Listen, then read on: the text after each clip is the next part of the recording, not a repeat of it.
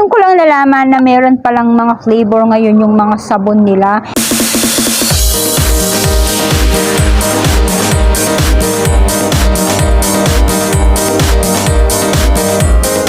Yes mga mami ko, another day, another video. Ang aking content dito ay about sa skincare routine, beauty product, at hindi ako dermatologist. Ang aking sinishare dito, based on my experience, ginagamit ko muna yung mga product bago ko i-share sa inyo yung product na nagamit ko. Kaya minsan, medyo matagal din akong mag-upload ng aking videos. Tara ni Kojis, meron pala siyang bagong flavor ng kanyang sabon. Ang alam ko lang talaga na kulay orange. Alam nyo naman siguro yun mga sis, yung kulay orange, isa lang yun, nag-iisa lang yun na sabon niya.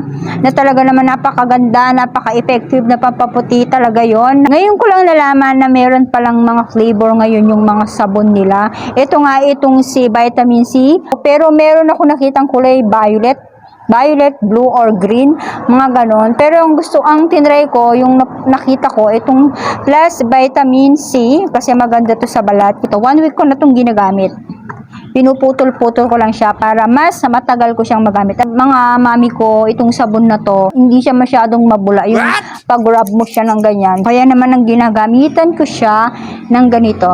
Dito ko na lang siya pinapalaman para mas bumula. Ito mga mami ko, dapat ganito yung ginagamit ninyo. Ang hilod sa katawan nyo kasi ito magaspang siya at talaga naman nakakatanggal talaga siya ng libag-libag sa katawan.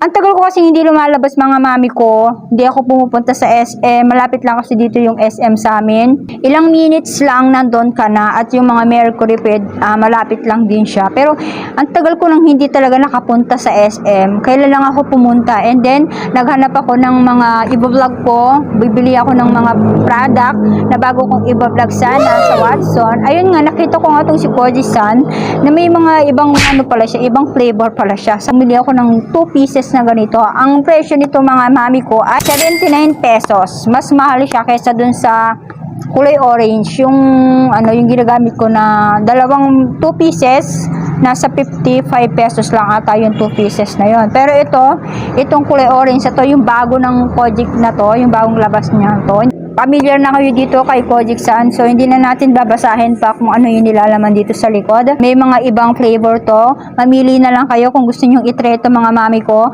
Maganda siya, 3 variant siya. Ito nga lang yung napansin ko, vitamin C. Kasi vitamin C maganda sa balat, nakakaputi, and then nakakatulong din siya na dark spot natin sa katawan. Yung mga itim-itim na sa ating katawan yun, nakakatulong siya. Ang bango niya. Mga mami ko, hindi ito mahapdi sa katawan ha. Unlike dun sa kulay orange, pinuputol ko siya mga mami ko. Itry nyo ito mga mami ko, napakaganda nito, napaka-effective, makapaputi ng balat.